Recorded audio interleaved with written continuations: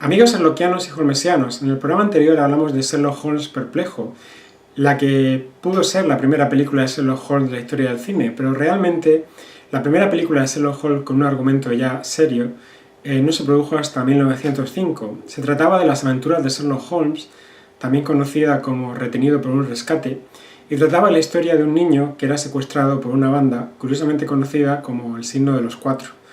El padre del niño acudía a Sherlock Holmes en busca de ayuda y bueno, pues al final pues terminaban todos muy contentos en el despacho de Baker Street con el niño rescatado. Lo curioso de esta película es que ha pasado a la historia como que el primer Sherlock Holmes conocido fue Maurice Costello. Esta película era de la Vitagraph, se produjo en 1905 y Maurice Costello no entró a trabajar allí hasta 1907. Realmente el primer Sherlock Holmes no fue otro que Gilbert M. Anderson. Y quizá por ese nombre no lo conozcan, pero si les digo Bronco Billy, seguro que les suena, aunque solo sea por la película de Clint Eastwood.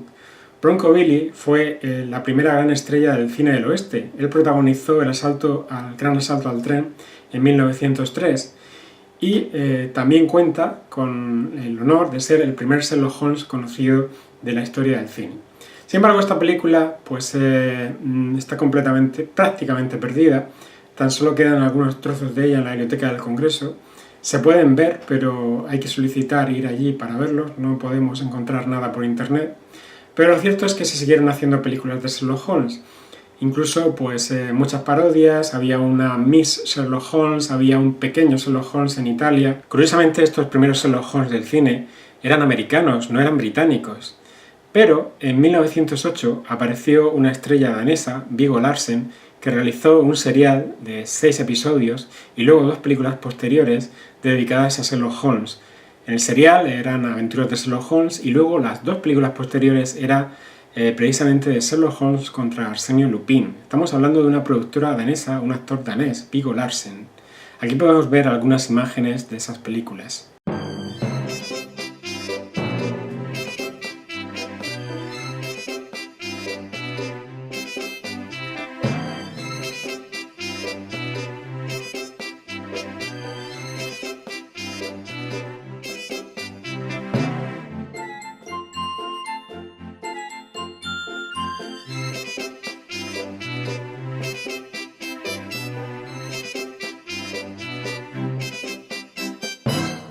Curiosamente, Nordis Film continuó haciendo películas de Sherlock Holmes una vez que Viggo Larsen lo dejó y llegó a tener otro gran éxito que fue La mano negra con Otto Lagoni.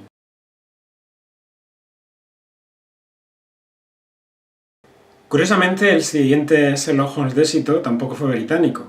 Se trató de un francés, Georges Treville, que en 1912 realizó una serie de 8 episodios sobre Sherlock Holmes. Además, contó con la autorización expresa del propio Sir Arthur Conan Doyle, cosa que incluso se puede ver en los créditos. Georges Treville ya venía de haber hecho a Arsenio Lupin un poco antes, con lo cual era un director y actor, porque hacía las dos cosas, ideal. Fue un magnífico Sherlock Holmes y de esa serie se han recuperado 2 episodios.